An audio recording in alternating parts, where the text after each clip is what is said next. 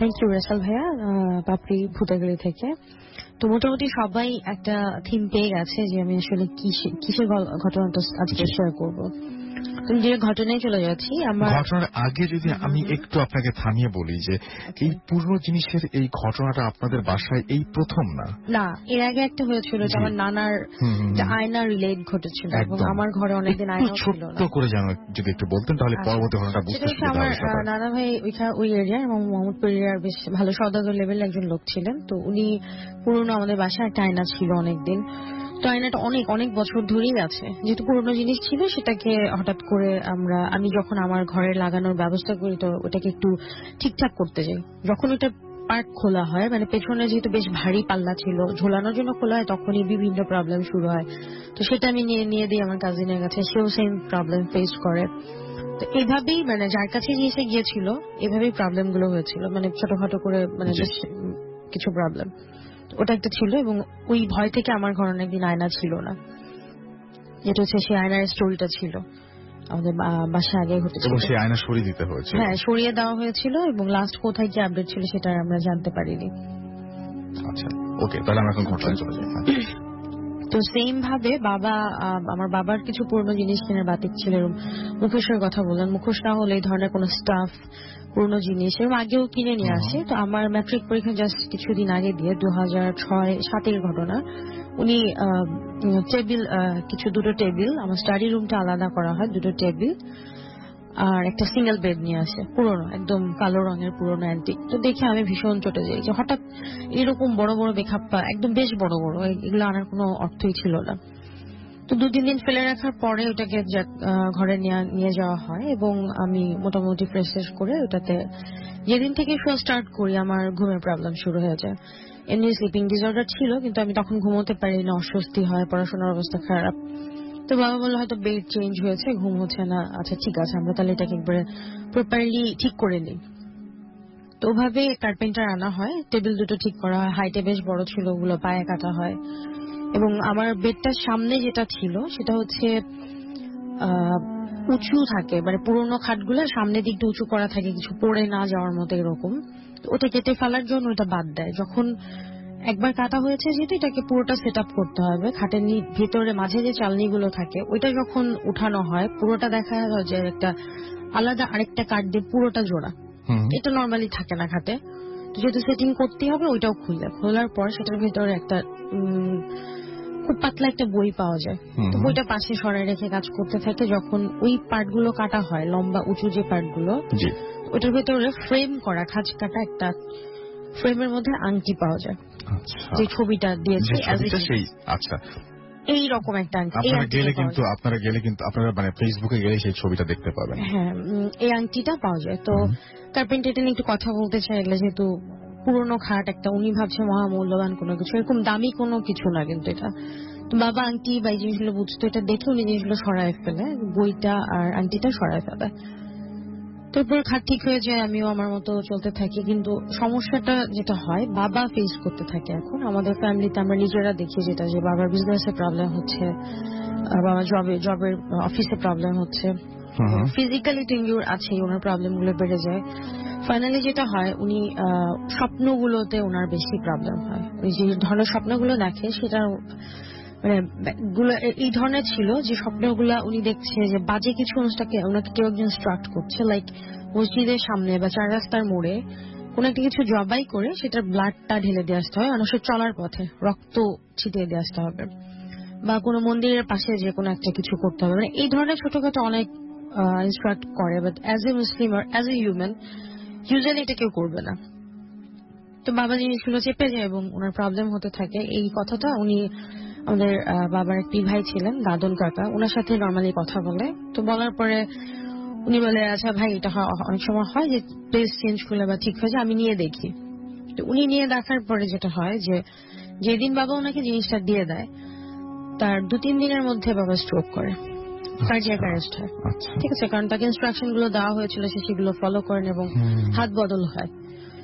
ওকে, normal ঘটনা, এখন পর্যন্ত নর্মাল। তো তারপরে দাদন কাকা সেম স্বপ্নগুলো দেখতে থাকে। ওনার গ্যারেজ ছিল, রিক্সার গ্যারেজ ছিল এরকম। আর উনি যেটা লাস্ট মানে অনেক ছোটখাটো স্বপ্নগুলোর মধ্যে মানে একটা কাছাকাছি একটা স্বপ্ন দেখে যে ওনার মেয়ের ঘরে বাচ্চা হয়েছে, সেই নাতির হাতের থেকে রক্ত, এক ফোঁটা রক্ত নিয়ে কোন একটা পুতুলের কপালে লাগাতে হবে, আচ্ছা, এরকম। তো এটা তো উনি করবেই না, কারণ আমাদের মুসলিম হোক আর যেই হোক এই ধরনের মানে বাজে কাজগুলো কেউই অ্যালাউ করে না, রাইট, করবে না এটা। তো বাবা যখন একটু সুস্থ হয়ে বাসায় আসে, বাবার সাথে কথাগুলো বলে, তো বাবা বলে যে আচ্ছা এই বিষয়টা নিয়ে এবার ভাবতে হবে, তো তুমি কি করতে চাচ্ছ? বললো আমি দেখি। আচ্ছা, বাবা বললো ঠিক আছে, আমরা তাহলে এটা নিয়ে পরে ডিসাইড করবো যে আমরা কি করব।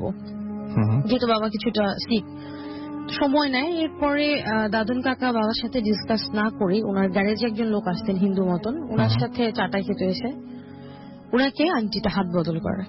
কথায় কথায় যেহেতু জিনিসটা একটু জানাজানি হয়, এরকম প্রবলেম হয়, হাত বদল করার সপ্তাহখানেক বা 15 দিনের মধ্যে ওনার সেই মেয়ের বাচ্চাটা মারা যায়।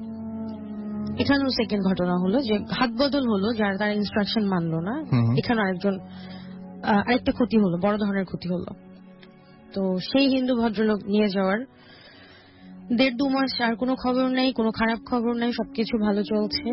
খোঁজ নেয় যে ভাই আপনার প্রপার্টিজ নিয়ে যে প্রবলেম ছিল সেগুলো, হ্যাঁ এগুলো সব সমাধান হয়ে গেছে, আমার জেঠু মারা গেছে, আমার বড়দা মারা গেছে। তো তখন চাচা এসে বাবার সাথে কথাটা বলে যে ভাই আমি তো আপনাকে না বলে আন্টিটা আসলে সেই হিন্দু ভদ্রলোককে দিয়ে দিয়েছি। তো বাবা বলে তুমি এটা কেন করলে? তো তারপরে যেটা উনি বলে যে ঠিক আছে, তো উনার কোনো প্রবলেম না, তবে উনার যে প্রবলেম গুলো ছিল সেগুলো কিন্তু কেটে গেল। অন্য কারোর ডেথ হচ্ছে, মানে অন্য কারোর ক্ষতি হচ্ছে, মানে সে হয়তো এই জিনিসগুলো দিয়ে কোনো খারাপ কোনোভাবে হয়তো সেই জিনিসগুলো সাধন করছে, এটা নর্মাল ওয়েতে না হয়। তো তখন বাবা এবং সেই দাদন কাকা মিলে যে বইটা পেয়েছিল, একটা বই, সেই বইতে না আপনার আরবি, ফার্সি বা বাংলা তো নাই, এরকম কোন একটা ভাষায় কিছু একটা লেখা ছিল, পুরো বই জুড়ে ছাপানো প্রিন্টে লেখা, কিন্তু শেষ পাতায় মানে শেষ ডায়েরির যে শেষ অংশ, এটাতে ছোট করে যা লেখা ছিল, যতটুকু শুনেছি যে আপনার একদম স্বচ্ছ সংস্কৃত ভাষায়, মার্জিত ভাষায় লেখা যে কোন গোস্বামী পরিবারের হাতে এই আংটিটা, আর বইটা হচ্ছে সেই ফ্যামিলির। আচ্ছা, তো খাটটা কোত্থেকে গেছে সেটা তো আর আমাদের পক্ষে জানা পসিবল হয়নি, মানে ওই ফ্যামিলির যিনি লিখেছেন সেটা তারও আগের, উনি হয়তো বা সেই জিনিসটা পেয়েছিলেন, মানে তার উত্তরসূরি কেউ। এবং ওই আংটিটা গাছ কাটতে যে ওনাদের ফার্নিচার, ওনাদের নিজেদের গাছ কেটে ফার্নিচার বানায়, গাছের গুড়ির মধ্যে জিনিসটা পাওয়া যায়, যে কোন একটা গাছের কোরের মাঝখানে, কোর যেটা আমরা বলি, গাছের মধ্যখানে এই কাঠের মধ্যেই এই জিনিসটা থাকে। আচ্ছা, তো হয়তো সে সেটা তার বাসায় রেখে যায় বা যাই হোক, কিন্তু ওই লোকটা তখন প্র্যাকটিস করে কি করে না আমি জানি না, উনি হয়তো ধারণা করে, যেটা আমরা বুঝতে পেরেছি পরে, বা বাবা যেটা বলেছে যে বইটা আর জিনিসটাকে বন্ধ করে রাখাটাই মনে হয় বেটার হবে, যার ফলে, এবং ওটা যেহেতু ওনাদের দুজনের মাধ্যমে দেখলো যে হাত ঘুর বদল হওয়ার পরে ক্ষতি হচ্ছে, যার ফলে সে তার নিজের কাছেই রাখলো এবং বাট বন্ধ করে রাখলো। তো ওইভাবেই ছিল, পরে তো আবার ওপেন হলো। এবং এটাও বলা হয় যে এই জিনিস ভিতরে কখনোই লুকায়িত থাকবে না, বা এইরকম ভাষায় কিছু একটা লেখা থাকে যেটা আবার উঠে আসবে, এটা হচ্ছে শেষ ওয়ার্ড, শেষ সেন্টেন্স ছিল যেটা। তো এরপর সেই হিন্দু ভদ্রলোকের কাছে বাবা বলে যে করেই হোক ওর কাছ থেকে নিয়ে আসতে হবে, কারণ ওর কার্য সিদ্ধি করছে ঠিক আছে, কিন্তু কারোর ক্ষতি হচ্ছে, এটা আমাদের নিয়ে আসতে হবে। তো দাদন কাকা অনেক কিছু করে ওনার কাছ থেকে জিনিসটা নিয়ে আসে রিকোয়েস্টের পরে। ইউজুয়ালি দিতে চায় না, যেহেতু তার লাভ হচ্ছিল। সে নিয়ে আসার পর বাবা এবং কাকা ওনারা মিলে, যেহেতু ওনারও এখানে একটা বাচ্চা মারা গেছে, তো আসলে কারোরই এখন আর সেরকম ভয় জিনিসটা নেই, মাটিতে পুঁতে ফেলে ওনার গ্যারেজের পাশে একটা জায়গায়, যেখানে রিক্সা টিক্সা ঠিক করে পেছন সাইডে পুঁতে ফেলে আন্টিটা। তো এরপরে যেটা 2-3 দিন পরেই বা সপ্তাহখানেক হবে, ওনাদের এক মিস্ত্রি থাকে, উনি অনেক পুরনো বিশ্বস্ত লোক, উনি এখানে কাজ করতে যে শাবলের মধ্যে আবার সে আংটিটা উঠে আসে। তো শাবলের মধ্যে যখন আংটিটা উঠে আসে, এবং যেহেতু সেই মিস্ত্রি ভদ্রলোক জানতেন এই আংটির ঘটনাটা, তো সাথে সাথে তার হাতে দিয়ে দেয়। এরপরে চাচা বাবা এবং ওরা ডিসাইড করে যে না, আমাদের এটাকে এখন কি করতে পারে। এরপর সেই মিস্ত্রি ভদ্রলোক একটা সলিউশন বলে যে ভাই আমরা একটা কাজ করতে পারি, এটাকে আরেকটা সেম আংটি বানাই, যেহেতু আংটিটা ভেতরে ফেললেও প্রবলেম, যে এটাকে ঢেকে রাখছে বা মানে নষ্ট করার চেষ্টা করছে প্রবলেম হচ্ছে, আবার সরিয়ে দিলেও প্রবলেম হচ্ছে, আবার এটা যে ইনস্ট্রাক্ট দিচ্ছে সেটা আমাদের করা সম্ভব না। তো সেম আরেকটা আংটি বানানো হয়, বানিয়ে তারা যেটা ডিসাইড করা যে আমরা এটা একটা বাসার পেছনে ওনারা সিদ্ধান্ত নিয়ে বাসার পেছনে আংটিটাকে দুটো আংটি একসাথে পুঁতে ফেলে। আচ্ছা, দুটো, যেটা নিয়ে এই প্রবলেম হচ্ছে সেটাও, এবং যেটা নতুন করে বানানো হয়েছিল সেটাও পুঁতে ফেলে, এবং 2 থেকে 3 দিন পরে যেটা তারা একটা মার্ক করে রাখে যে আমরা এখানে পুরোনোটার এখানে নতুনটা রাখা হয়, নতুনটা তারা তুলে ফেলে। তো তাদের আর কি ধারণা যে যদি কিছু থেকে থাকে হয়তো তাকে কিছুটা হলেও মানে ডাইভার্ট করা যাবে, কোন একটা ডাইমেনশনে ফেলে দেওয়া যাবে যে জিনিসটা আটকানো হয়েছে। তো এবং তাদের কাজ মোটামুটি ঠিক হয়, কিন্তু জিনিসটা ওই যেখানটাতে দেয় ওর মধ্যে আপনার প্রায় 8-9 মাসের মধ্যে আর কোনো প্রবলেম হয় না, কারোর কিছু হয় না। তবে 8-9 মাস পর এখান থেকে একটা গাছ বের হয়, আস্তে আস্তে আর কি গাছটা বড় হয়, গাছের চারা বের হয়, সেটা হচ্ছে আপনার নারকেল গাছ। তো ওটা নারকেল গাছ আমি যদি বলি না কেউ পুঁতে দিলে সেটা হয় না, কিন্তু নারকেল গাছটা এখানে হয়। এখন এটা কাটার আসলে কারো শক্তি সাহস কোনটাই হয় না, যে দরকারও নেই। আর যেটা একটা অ্যাবান্ডেন্ট প্লেস, মানে একটা বাড়ির সাইড কর্নারে ফেলেছে, হবেও না। গাছও বড় হচ্ছে এবং ওয়াল ভেদ করে ঘরের ভিতর দিয়ে গাছটা স্টিল এক্সিস্ট করছে, গাছটা এখন আছে। তো গাছটা হওয়ার পর এখান দিয়ে বাসার পেছনের গেটে 2টা গেট থাকে বাসায়, পেছনের গেটটা দিয়ে অনেকে বলে, কাজে মেয়েরা বলে কেউ চুল ধরে টেনেছে, থাপ্পড় দিয়েছে, অস্বাভাবিক ঘটনা ঘটে, ঘটনাগুলো এরকম বলে। তো যার ফলে ওই গেটটা পুরোপুরি ওয়াল টেনে দেওয়া হয়, এবং ওয়ালটা গাছটা না কেটে, মানে এই বাড়ির সীমানায় অর্ধেক, ওই বাড়ির সীমানা অর্ধেক, মানে বাঁকা হয়ে আপনারা দেখবেন এখনো পুরোনো কিছু এরিয়াতে গাছ কিন্তু কাটে না, বাড়ির ভেতর দিয়ে এরকম একটা গাছ রয়েছে। তো লাস্ট আপডেট পর্যন্ত যেটা হচ্ছে আমার আব্বু মারা গেছে, দাদুর কাকাও তো মারা যায় এরপরে, আর গাছটা এখনো আছে। তবে গাছের যে বাড়ির সীমানায় পড়েছে ওই বাসাটা নিয়ে আর কি আপনার কেস চলছে, সম্ভবত ওদের পক্ষে রায় যাবে, কোনো কনস্ট্রাকশন বা বিল্ডার্স দেওয়া হয়েছে। আবারও গাছটা কাটা পড়বে এবং আংটিটা আবারও বের হবে, কিন্তু পরবর্তীতে কার আসলে মানে বিপদ হবে বা কি হবে সেটা বলা মুশকিল, বলা যাচ্ছে না। হ্যাঁ, আর যে আংটিটা ছবিটা দিয়েছি সেটা হচ্ছে দাদন কাকার ছেলের কাছে আছে, সেই কপি আংটিটা, মানে যেটা করে রাখা হয়েছিল কবর দিয়ে, মানে এটা বলা হচ্ছে এটা অলওয়েজ লাইভ থাকবে। হ্যাঁ, গাছের মাধ্যমে হোক, যেভাবেই হোক বের হয়ে আসবে। ওকে, থ্যাংক ইউ ভেরি মাচ। খুব ইন্টারেস্টিং স্টোরি শুনলাম আমরা, এবং আই হোপ যে আপনাদের সবার যারা শুনছেন তাদের প্রত্যেকেরই ভালো লেগেছে। এবং আমি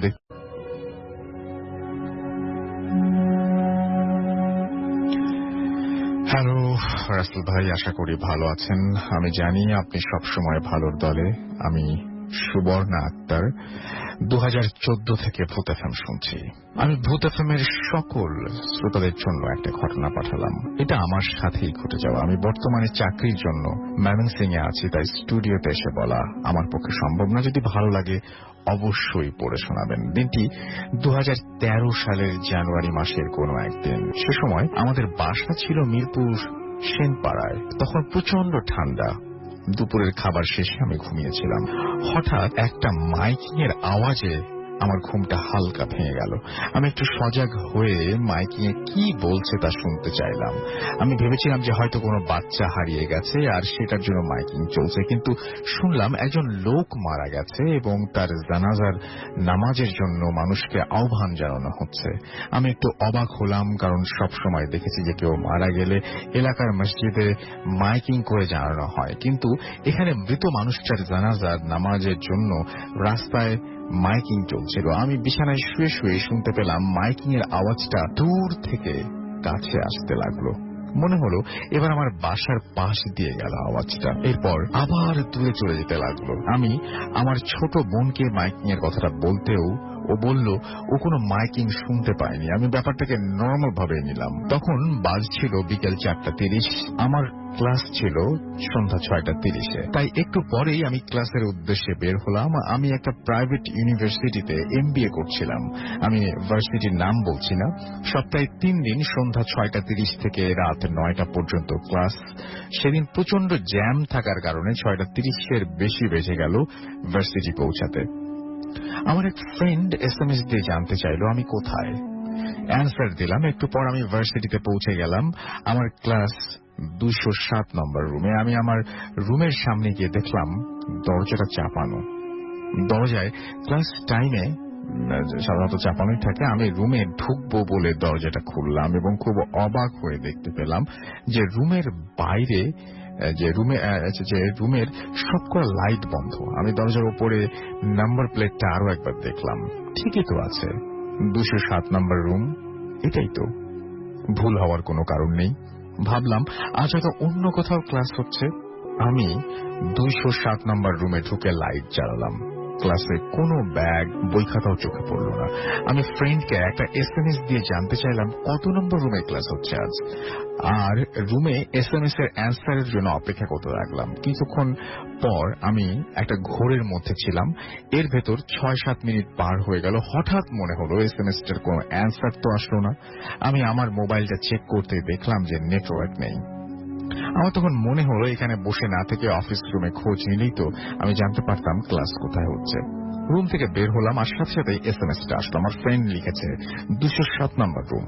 আমি 207 নম্বর রুমে তখনও দাঁড়িয়ে। পাশের রুমের নম্বরটা দেখলাম 206। নিশ্চয়ই আমার ফ্রেন্ড আমার সাথে দুষ্টুমি করছে, এটাই ভাবলাম।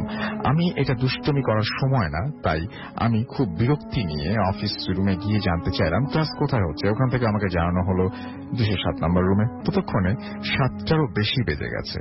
আমি আবার 207 নম্বর রুমের সামনে গেলাম। কি করব বুঝতে পারছিলাম না, কিন্তু তারপরে রুমের দরজাটা খুললাম আর এবারও আগের মতোই দেখলাম রুমের লাইট সব বন্ধ। আমি প্রচন্ড ভয় পেলাম আর থাকতে পারলাম না। ওখান থেকে আমি কমন রুমে চলে আসলাম। আমি কাউকে বলতে পারছিলাম না যে এটাই আমার ক্লাস। আমার ক্লাসই আমি খুঁজে পাচ্ছি না। একটা অবিশ্বাস আর ভয় মিশ্রিত অনুভূতি নিয়ে আমি 8টা বাজার জন্য অপেক্ষা করতে থাকলাম। 8টার সময় আমাদের 10 মিনিট ক্লাস ব্রেক থাকতো। ওই টাইমটায় ক্লাসের সবাই বাইরে আসতো। 8টায় আমি বাইরে দেখি ক্লাসের সবাই ভার্সিটির বাইরে চা খাচ্ছে। ওরা আমাকে জিজ্ঞেস করলো ক্লাসে যাওনি কেন। ওরা কিছু বললাম না। ব্রেক শেষে আমি আমার ফ্রেন্ড অন্যদের সাথে ক্লাসের উদ্দেশ্যে রওনা দিলাম। এবার সবাই আমাকে খুব অবাক করে দিয়ে 207 নম্বর রুমে ঢুকে গেল। অন্যদিনের মতো এই ক্লাসটা ছিল খুবই স্বাভাবিক, কিন্তু আমার কাছে সব অস্বাভাবিক মনে হচ্ছিল। ভয়ে আমার হাত পা ঠান্ডা হয়ে আসছিল। আমি ভার্সিটি থেকে বের হয়ে গেলাম। শুধু মনে হচ্ছিল যদি আরো কিছুক্ষণ থাকি তাহলে ভার্সিটিতেই আমি আটকা পড়ে যাব। কেবলই মনে হচ্ছিল যে আমার মনে হয় পেছনের থেকে কেউ আমাকে ফলো করছে। সেদিন খুব জ্বর নিয়ে আমি বাসায় ফিরলাম। বিকেল থেকে যা যা ঘটেছে আমার মা বোনকে সব বললেও তারা বিশ্বাস করলো না। আমার মা খুবই সাহসী মানুষ, বলল হয়তো তোমার ভুল হয়েছে, ঘরেই কদিন রেস্ট নিতে বললেন। এভাবেই কয়েকটা দিন পার হয়ে গেল, কিন্তু আমি জানতাম না তখনও আমার জন্য আরো কিছু অপেক্ষা করছিল। একদিন রাতে আমার ঘুম ভেঙে গেল। রাত তখন 3:30। আমি শুনতে পেলাম একজন মানুষের জানাজার নামাজের জন্য খুব করুণ ভাবে ডাকা হচ্ছে। সেই ডাকটা সহ্য করার মতো সেই ডাকটা না, এবং মাইকিং এর আওয়াজ এবং ডাকটা সহ্য করার মতো না। আমার পাশে ঘুমিয়ে থাকা আমার বোনকে জাগিয়ে তুললাম, কিন্তু ও কোনো মাইকিং এর আওয়াজ শুনতে পেল না। আমি তখনও সেই মাইকিং শুনতে পাচ্ছিলাম। পরে আরো কয়েকটা রাতও এভাবেই মাইকিং এর আওয়াজই আমার ঘুম ভেঙে যায়। আমি খুব ভয় পেতাম, কিন্তু এই কথাগুলো বললেও কেউ বিশ্বাস করবে না ভেবে আর বলা হতো না। তো একদিন যথারীতি অনেক রাতে আমার ঘুম ভাঙল। মোবাইলে দেখলাম তখন রাত 3:30। দূর থেকে মাইকিং এর আওয়াজটা কাছে আসছিল। কেন যেন সেদিন আমার খুব কৌতূহল হলো কি হচ্ছে সেটা দেখার জন্য। আমি আমার রুম থেকে সাথে লাগোয়া বারান্দাটা চলে এলাম। আমি দোতলা বারান্দার থেকে দেখতে পাচ্ছিলাম অনেকগুলো মানুষ দূর থেকে হেঁটে আসছে। মানুষগুলো আরো কাছে আসার পর আমি কান্নার শব্দ শুনতে পেলাম। তাদের পোশাক সাধারণ মানুষের মতোই ছিল, সাথে একটা ভ্যানে সাদা কাপড় দিয়ে কিছু একটা ঢাকা। একজন লোক সবার সামনে সেই সবাইকে জানাজার নামাজের জন্য ডাকছে। মানুষগুলো হাঁটতে হাঁটতে ঠিক আমাদের বিল্ডিং এর সামনে এসে দাঁড়ালো। এবার সবাই ওপরে তাকালো ঠিক আমার দিকে। আমার মনে হচ্ছিল আমার ঘরে ঢুকে যাওয়া উচিত, কিন্তু আমি পারছিলাম না। সামনে সেই লোকটাকে হাত দিয়ে ডাকতে লাগলো আমাকে। লোকটা হাত দিয়ে আমাকে ভ্যানে থাকা সাদা কাপড়টার দিকে কি যেন দেখালো। একজন সেই সাদা কাপড়টা সরিয়ে দিল। কাপড়টা সরাতে আমি যা দেখলাম তা আমি আর কোনোদিন দেখতে চাইবো না। আমি দেখতে পেলাম ভ্যানে আমার ছোট বোনটা শুয়ে আছে। এটা দেখে আমি খুব জোরে চিৎকার করতে চাচ্ছিলাম, কিন্তু কোনো শব্দ আমার মুখ দিয়ে বের হচ্ছিল না। আমি ওই অন্ধকার বারান্দাতে দাঁড়িয়ে থাকলাম।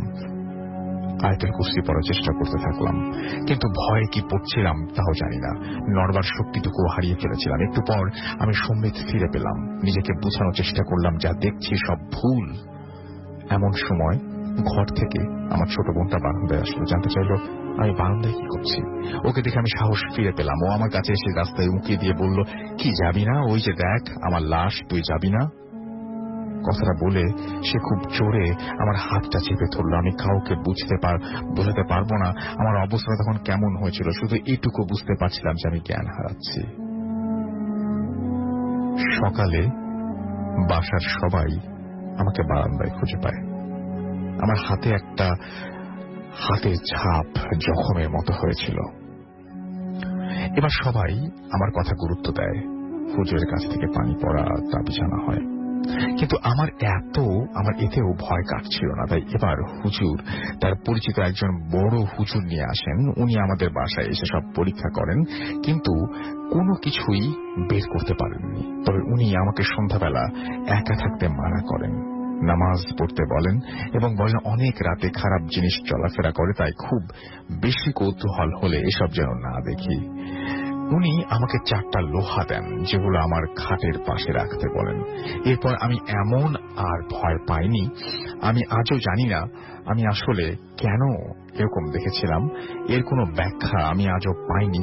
আমি আমার বন্ধুদেরও আমার এই ঘটনাটা বলিনি, আজ ভূত এফএমে পাঠালাম। এটাই ছিল আমার ঘটনা। যদি ভালো লাগে পড়ে শোনাবেন, খুব খুশি হব। আমি জীবনে ছোট ছোট আরো অনেক ঘটনা রয়েছে, সেগুলো পরে জানাবো। আজ এ পর্যন্তই, ভালো থাকবেন। এই ছিল ঘটনা, এবং এই ঘটনা খুবই অদ্ভুত। এই বিষয় নিয়ে অনেক কথা হবে, তার এর ছোট্ট বিরতি নিচ্ছি। বিরতির পরে আবারও ফিরে আসছি। সেই পর্যন্ত আমাদের সঙ্গেই থাকুন। স্টে টিউনড রেডিও ফুর্তি এন্ড ডোন্ট স্টপ দ্য ফুর্তি। আমার সাথে লাস্ট হচ্ছে আমি যখন দেখেছি এটা মার্চে হয়, এবং তার 90 days পরের একটা তো ঘটনা আমি বলছি, কিন্তু এটা আমার সাথে এই নিয়ে 3বার হয়েছে। হ্যাঁ, 3বার হয়েছে। সিমিলার কিছু অন্য সময় অন্যান্য বিষয় হলে আমি হয়তো দেখি, বাট পরে গিয়ে অ্যাডজাস্ট করি। কোনো ঘটনা হলো হয়তো বা দেখি, তখন আমি এটা কোইন্সিডেন্স হিসেবেই ধরে নিই। বাট ডেথ এটা কোইন্সিডেন্স কখনোই হতে পারে না। Right, true. সেটা আমি বলছি যে আমার ফেসবুক স্ট্যাটাসের মার্চের 13 তারিখ বা 12 তারিখ একটা স্ট্যাটাস আছে। এটা আমি আজকে কি টাইমটা এক্সাক্ট খেয়াল করলাম। সেটা হচ্ছে হঠাৎ করে আমার এমনি ঘুমোতে ফজরের পরে, নামাজের পরেই ঘুমানো হয়। কোন এক কারণে আমি নর্মালি বলছি যে আমি দেখছি যে আমার হঠাৎ করে আমি যে চোখের সামনে আমার গেটে অনেকক্ষণ ধরে ধূপধাপ শব্দ হচ্ছে। তো আমি ভাবলাম যে হয়তো আমি কোনো কারণে আমার ভুল হচ্ছে। ভালো করে কান পেতে দেখি যে হ্যাঁ, আমাদের মেইন গেটটাতেই হচ্ছে, আমাদের ঘরের মেইন গেটটাতে। কলিং বেল থাকার পরে গেট পেটানোর কোনো অর্থ নেই 2টা 2:30টার দিকে। তো আমি অ্যাজ কিউরিয়াস গেলাম। যাওয়ার পরে আবারও সেই শব্দে আমি জিজ্ঞেস করলাম কে। আমার ড্রয়িং রুমটাতে শুধু তখন অ্যাকোয়ারিয়ামের লাইট জ্বলছে, পুরো ঘর অন্ধকার। আর আমি ডাইনিং এর কাছ পর্যন্ত গেছি। ওইখান থেকে জিজ্ঞেস করেছি যে কে। আমাকে রেসপন্স করলো এখান থেকে যে একটু খুল না গেটটা, মানে খুব অসুস্থ বা কাতর কণ্ঠে কেউ বলছে, পাপড়ি একটু গেটটা খুল না, এরকম বলছে। আমি তো মানে পুরো ভয় পেয়ে গেছি। মানে যেভাবে বলছে, মানে কেউ মিনতি করছে বা এই ধরনের একটা কিছু। তো আমি দাঁড়িয়ে আছি, বুঝতে পারছি না। তাহলে আমি কে, আবারও বললাম কে বা কেন, আমি শুধু কে বলেছি। আমার রেসপন্স করছে যে একজন অসুস্থ, আমি রেখে যাব, আবার নিয়ে যাব, তো খুল না গেটটা, এইটুকুই কথা। এবং ফুয়াদ তখন আমার পাশে বলছে যে না খুলো না। আমি হুড়মুড়িয়ে উঠে বসে দেখি যে এটা স্বপ্ন। ঠিক আছে, স্বপ্ন। তখন আমি ঘড়ি টাইম দেখি যে একটা 30 বা 40 হবে। ইউজুয়ালি এটা আমি ঘুমাই না। তখন আমি সাথে একটা স্ট্যাটাস দিই। প্রবলেম আছে, ইনসমনিয়া আছে, তো ঘুমানোর প্রশ্ন উঠে না। তো আর লিতো বলে তো আর ইনসমনিয়া তাহলে প্রবলেম হতোই না। আমি একটা স্ট্যাটাস দিই নর্মালি, মানে আমার খুব ভয় হচ্ছে যে আমার আপন, এই যে ভয়টা, এটা তো স্বপ্ন ছিল, যদিও ভয়ঙ্কর, মানে আপনার কাছে অস্বাভাবিক লাগলো কেন? অস্বাভাবিক তো এরকম অনেক স্বপ্ন দেখি, বাট এই স্বপ্নটা আমার ঘরের গেটে, মানে আমার কাছে মনে হয় সবগুলো স্বপ্নে কিন্তু সবার মনে হয় যে আমার পাশেই হচ্ছে, মানে আমার সাথেই হচ্ছে। আমি জানি না কেন হলো। আর ফেসবুক স্ট্যাটাস অনেক কিছু বেরি করে না, বাট এটাকে আমি আমার ভিজুয়াল ডায়েরি মনে করি, যার ফলে আমি জিনিসটা লিখি যে আমার খুব খারাপ লাগছে, খারাপ একটা ফিলিংস হচ্ছে, আর আমার মনে হয় যে আমার কাছে কেউ মারা যাবে। এবং এই ফিলিংসটা তখনই হয় যখন সত্যি সত্যিই কেউ মরে। আচ্ছা, তো যেটা হয়েছে, আমার খালামণি যখন মারা যায় 2010-এ, সেম ফিলিংসটা আমার হয়। এটা আমি আমার কাজিনের সাথে শেয়ার করেছিলাম, বাসায় বলেছি, আমার পুষ্পাবু ফদাদের সাথে বলেছি। আর এর আগে হয় হচ্ছে এর পরে মাঝখানে হয় হচ্ছে আমার আম্মুর ঘটনাটা। আম্মু যখন মারা যায় তার আগে আমি হয়তো বা আম্মুরটা 2.5 মাসের মাথায় ঘটনাটা হয়। আম্মু অনেকদিন সিক ছিলেন, বাট ডিসেম্বরে আমি যখন স্বপ্নটা দেখি অক্টোবর বা সেপ্টেম্বরের লাস্টে, কিন্তু ডিসেম্বরে ঘটনাটা হয়, আম্মু মারা যায়। তো এই ঘটনাটা হচ্ছে মার্চের 10 তারিখ বা 12 তারিখ। স্ট্যাটাসটা আজকে দেখি যে আসলে টাইমিংটা দেখতে গেলাম যে টাইমিংটা কিরকম। 2.5 মাস থেকে 3 মাস মানে 90 দিন। রাইট। আমার ছোট ফুপা রমজানে 13 জুন মারা যায়। এবং মোটামুটি সময় হিসাব করলে হিসাব ঠিক আছে, অ্যাজ ইট ইজ একদম। তো তখন যে মাঝখানে আমার এই ঘটনাটা, যেহেতু আমি আগে মানে এমনি একটু করে বলেছিলাম, আমার খুব খারাপ একটা ফিলিংস হয় যখন আম্মু মারা যায় সেকেন্ড টাইম হওয়ার পর। এটা আমি একটু এক্সপ্রেস করেছিলাম, সেভাবে না। এক ভাবি আমাকে, আমাদের ফ্যামিলি, আমি নাম বলছি না, আমাকে বলছে যে আমাদের একটা ট্যুর ছিল, ভাইয়ার ট্যুরটা ক্যান্সেল করে যে যাবে কিনা, কারণ এত লং ড্রাইভ। চিরাং একটা আমাদের প্রোগ্রাম ছিল, মানে একটু ভয় পাচ্ছিল যে আসলে যে এমন না স্বপ্নটা দেখার 2-3 দিনের মধ্যেই হয়, সেরকম না। তারপরেও এটাই আমার কাছে, আমি স্বপ্ন এটা হতেই পারে যে 2-3 সেকেন্ডের ব্যাপার, আমরা যতটুকু জানি যে 3 সেকেন্ডের মধ্যে, কিন্তু স্বপ্নটা জিনিসগুলো আসলে অদ্ভুত। তাহলে আমার স্বপ্ন দেখার এই 3 মাসের মাথায় একদম জাস্ট 13 তারিখ বা এর মধ্যেই আমার ছোট ফুপা মারা যায়।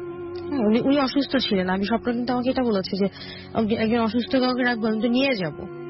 একটা আকুতি ভরা এরকম একটা মেসেজ ছিল, ছোট্ট একটা বিষয়, কিন্তু জিনিসটা আমার কাছে পরে খুব হিট করে। এবং এই ভয়ে ফুয়াদ কয়েকদিন ওর ঘরে ঘুমাতে পারে নাই। আমার ছোট ফুপা 5 তলায় ছিলেন আর আমরা 2 তলায়।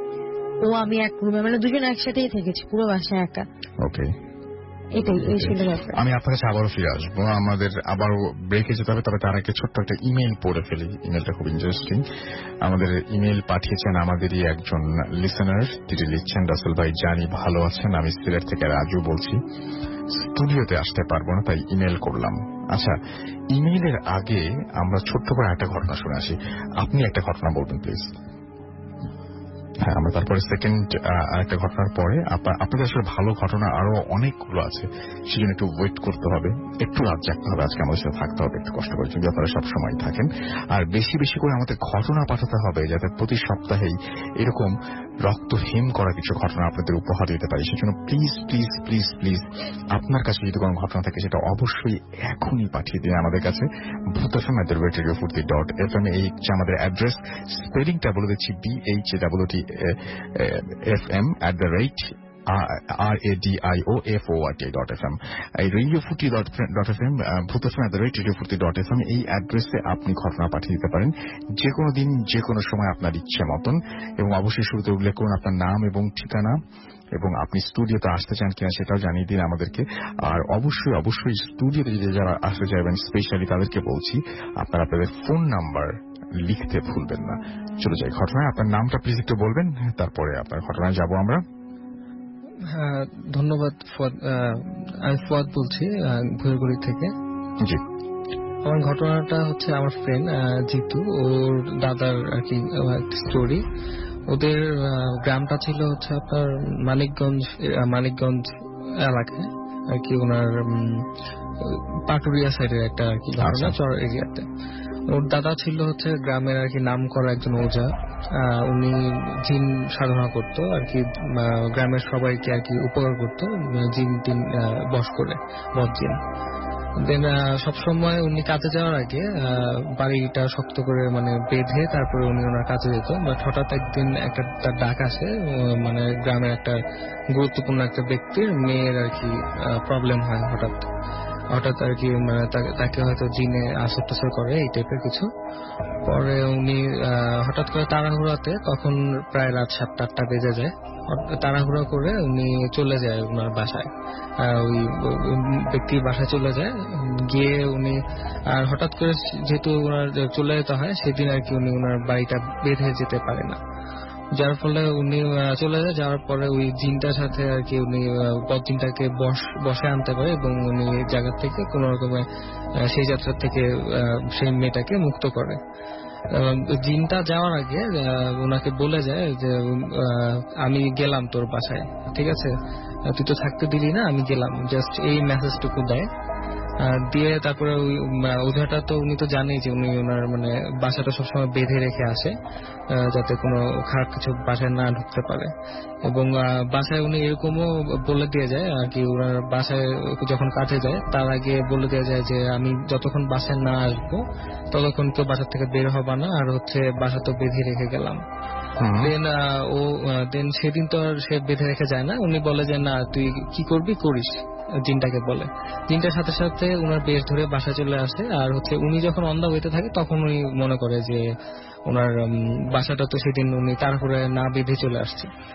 তারপর বাসায় আসার পরে যেহেতু আর বাসার লোকজনও জানে যে বাসাটা উনি বেঁধে রেখে যায়, তো উনি একমাত্র উনি ঢুকতে পারবে বাসায়, বাজে কিছু ঢুকতে পারবে না বাসায়।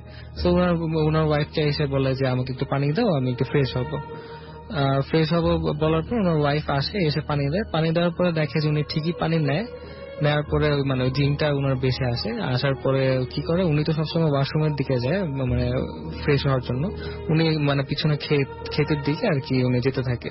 তখন ওনার বউটা বুঝে যে না কোনো একটা প্রবলেম আছে, কারণ সবসময় উনি ফ্রেশ হয়ে ঘরে ঢুকে, উনি ওদিকে কেন যাচ্ছে পাত্রটা নিয়ে পানির। পরে এটা মনে করে উনি দৌড়ায় পিছনে চলে আসতে থাকে, ওনার হাতের মানে লণ্ঠনটা নিভে যায়। আর হচ্ছে উনি ঘরে ঢোকার আগে ওনাকে টান দিয়ে নিয়ে বাসার পাশের পুকুরটাতে মানে ডুবাতে থাকে। আর উনি যখন ডুবাতে থাকে তখন মানে চিৎকার করে একবার ওনার মেয়েকে ডাকার মানে সুযোগ পায়, যার ফলে ওনার মেয়ে আর মেয়ের জামাই দৌড়ায় গিয়ে ওনাকে দেখে যে উনি মানে সাঁতরাতে পারছেন না, ডুবে যাচ্ছে। অ্যাকচুয়ালি ওনাকে ডুবাচ্ছিল। পরে উনি ওনাকে গিয়ে আনতে উনি ওইখানে অজ্ঞান হয়ে যায়। বাসায় আসার পরে এতক্ষণে চলে আসে ওনার হাজবেন্ড, ওঝাটা চলে আসে, মানে ফ্রেন্ডের দাদা চলে আসে। এইসব কাহিনী দেখে উনি কোন রকম তার বউকে আর কি রেস্কিউ করতে মানে সক্ষম হয়। তারপরেও ওনার আর কি কিছু কিছু মানে যেহেতু এত বড় একটা ধকল ওনার উপর দিয়ে গেছে, উনি তারপরও একটু মানে অন্যমনস্ক হয়ে যায়, মানে পাগল হয়ে যায় আর কি, মানে স্বাভাবিক জীবন আর ফিরে আসতে পারে। দেন কিছুদিন পরে ওনার হঠাৎ করে আর কি ওনার মেয়ে আর কি সকালবেলা রাতের বেলা আর কি খুঁজে পায় না কোথাও, ঘুমে 3-4 দিন পরে আর কি ঘুমের থেকে উঠে দেখে যে ওনার মেয়ে নাই ঘরে। দেন কিছু সব জায়গায় খোঁজার পরে ওনাদের বাসার পাশে যে ল্যাট্রিনটা ছিল ওটাতে গিয়ে দেখে যে ওনার মানে মেয়ের মাথাটা ল্যাট্রিনের আর কি কমোডের মধ্যে ঢুকানো, আর হচ্ছে বডিটা বাইরে খাড়া অবস্থায় পড়ে আছে। দেন ওই দিক থেকে উঠায় এবং ওঝাটা বুঝতে পারে, সবাই দেখে গ্রামের যে এরকম একটা প্রবলেম হচ্ছে ওনাদের বাসায়, উনি বুঝতে পারে। পরে কোন রকম মেয়েটার আর কি সৎকার কাজ করে, কবর টবর দেয়। তারপরে তেমন কিছু থাকে না। তারপরে কিছুদিন আর কি ওই মেয়েটার আর কি ওই যেখানে ল্যাটিনের কাজটা হয়েছিল মানে উনি মেয়েটা আর কি মারা গিয়েছিল, ওই দিক থেকে মাঝে মধ্যেই সন্ধ্যার পরে আত্মনাদ আর কি বেশি আসতো কান্নার। দেন তখন তারপরে আর হচ্ছে ওই ওঝাটা স্বপ্ন দেখতে থাকে যে আমি তোর প্রতিশোধ নিব বা তোর ফ্যামিলির কাউকে বাঁচতে দিব না। দেন তারপরে ওনার ওয়াইফ তো একটু এরকম অন্যমনস্ক হয়েই থাকে। কিছুদিন পরে 2-3 মাস পরে আপনার পুকুরে হঠাৎ করে দুপুরবেলা উনি আর কি গোসল করতে যায় পুকুরে, এবং বলা যায় যে আমি একটু গেলাম একটু শাওয়ার নিয়ে আসি আর কি গোসল করে আসি, এরকম কিছু একটা বলে যায়। তারপরে বাসার লোকজন আর কি অপেক্ষা করতে থাকে, দেখে আধা ঘন্টা 1 ঘন্টা 2 ঘন্টা আগে উনি আসে না। তারপর আর কি সবাই খোঁজাখুঁজির পরে ওই পুকুরের আশেপাশে গিয়ে দেখে যে পুকুরের পাশ ঘেঁষে আর কি একটা পা দেখা যাচ্ছে, আর হচ্ছে আর যখন আনতে যায় ওনাকে ওইখান থেকে গিয়ে দেখে যে ওনার মাথাটা ওই মাটির মধ্যে ঢুকানো আর শরীরটা ভাসতেছে পানিতে। তারপরে আর কিছু হয় না, ওই দিক থেকে নিয়ে এসে ওনাকে কবর দেওয়া হয়। তারপরে আর ফ্যামিলিতে তার আর কেউ বাঁচে না। তার 8 থেকে 10 বছর পরে ওই ওঝা যে মানে দাদাটা উনি মারা যাওয়ার পরে ওনাদের বাসায় তেমন আর কেউ কিছু দেখে না, বাট হচ্ছে মানে হঠাৎ করে মানে প্রায় দেখা যায় যে কেউ বাসায় বসে আছে বা হচ্ছে হাঁটতেছে। বাট এটা কি ওই মানে পুরাতন ওই আত্মাটা, অতৃপ্ত আত্মা বা জিনটা, না হচ্ছে ওর দাদাই ওনাদের সেভ করার জন্য বাসায় থাকে, এটা আর কি কেউ জানে না। এটাই ছিল story. Thank you so much. আমরা একটা ছোট ভাই, আমি জয় বরিশাল থেকে আসছি, এবার ইন্টার এক্সাম দিয়েছি, বর্তমানে আমি ঢাকায় ভার্সিটি কোচিং করতেছি। ওকে। সো ঘটনাটা 2 বছর আগের, তখন আমি ইন্টার ফার্স্ট ইয়ারে পড়তাম। তো ক্লাস অফ ক্ল্যান খেলার অভ্যাসটা খুব বেশি ছিল, তার জন্য রাত জেগে ক্লাস অফ ক্ল্যান খেলতাম। তো এমনই একদিন এক রাতে 2:30 থেকে 3টার মতো বাজে। তো নেক্সট দিন পড়া ছিল, কোচিং ছিল, তার জন্য আমি রাতে ঘুমানোর ট্রাই করবো, এই জন্য ফোনটা চার্জে দিয়ে বাথরুমে গেলাম ঘুমানোর প্রস্তুতি নেবো। তাই বাথরুম থেকে বের হওয়ার পরেই কাহিনীটা শুরু হলো। আমার রুমের জানলা খোলা ছিল অ্যাজ ইউজুয়াল, ফ্যান তখন ছাড়ার দরকার ছিল না, বিকজ তেমন একটা গরম ছিল না। তো দরজাটা খুলে যখন ভিতরে ঢুকলাম মনে হলো যেন একটা রেফ্রিজারেটরের মধ্যে আমি ঢুকছি, ফ্রিজের মতো ঠান্ডা আবহাওয়া গিয়ে গেছে। জ্যোৎস্না ছিল ভালো, তার জন্য রুমটা ভালো মতো দেখা যেত। সব থেকে ইন্টারেস্টিং জিনিস হলো যেটা আমি রুমে ঢোকার সাথে সাথে দেখলাম আমার বেডে একজন শুয়ে আছে এবং ফোন টিপতেছে। ফোনের আলোতে তার ফেসটা সম্পূর্ণ ঠিকভাবে দেখা যাচ্ছিল। কাছে গিয়ে দেখলাম ফেসটা আর কারো না, আমারই। আপনারই ফেস? হ্যাঁ, আমার ফেস, টোটালি আমার ফিগার, আমার ড্রেস আপ, সে শুয়ে শুয়ে ফোন টিপতেছে। তো দেখে আটকে উঠি, বাট চিৎকার করতে পারিনি, জায়গায় দাঁড়িয়েছিলাম। এমনকি সেও আমাকে দেখে, আমি তাকে যেভাবে তাকিয়ে গেছি সে আমাকে সেভাবে তাকিয়ে আছে। সাথে উঠে পড়ে এবং অবাক হয়ে আমাকে জিজ্ঞেস করে কে তুমি। আমি তখন কোনো অ্যান্সার দিতে পারিনি। সেই সাথে সাথে একটা চিৎকার দিয়ে ওঠে। তবে নিজের চিৎকার যে এতটা ভয়ঙ্কর আমি আগে কোনোদিন দেখিনি, বুঝতেও পারিনি। আমি চিৎকার দিয়ে উঠি, সাথে সাথে বাসার সবাই ঘুম থেকে উঠে যায়। মা দৌড়ে আসে রুমে, দৌড়ে এসে ওয়েট জিনিসটা হলো সে দৌড়ে এসে তারা তো আমার কাছে আসলো না, মানে আমি ইনভিজিবল ছিলাম। তারা দৌড়ে সেই ক্রিকেটের কাছে গিয়ে বললো কি হয়েছে বাবা, তুই চিৎকার করছিস কেন? তো জাস্ট কোনো কিছু বলার শক্তি ছিল না, তাকিয়ে রইলাম। সে জাস্ট আমার দিকে পয়েন্ট করে বললো যে কে ও, ওকে। সাথে সাথে আমি নোটিস করলাম যে আমি সেন্সলেস হয়ে যাচ্ছি, এক কথা সেন্সলেস হয়ে গেলাম। তো জ্ঞান যখন ফিরল তখন আমি সামথিং জোনাকি বা ঝিঝি পোকার ডাক শুনতে পাচ্ছিলাম। তখন চোখ মেলে দেখলাম আমি খোলা আকাশের নিচে। আগে বলছি আমি বরিশালে থাকি। বরিশালের শ্মশান ঘাটটা যারা দেখছেন তারা বলতে পারেন যে অনেক বড় একটা এরিয়া নিয়ে শ্মশান ঘাটটা, এবং অসংখ্য জায়গায় সমাধি আছে। আর হিন্দুদের সমাধি হয় ছোট আকারে, বাট একটা স্ট্রাকচার করা হয় যেটা 8 থেকে 10 ফিটের মতো বেশি উঁচু করে। আচ্ছা আচ্ছা আচ্ছা, ওখানে আমার জ্ঞান ফিরলো। তো হালকা কাদা কাদা টাইপের মাটির উপর আমি শুয়েছিলাম।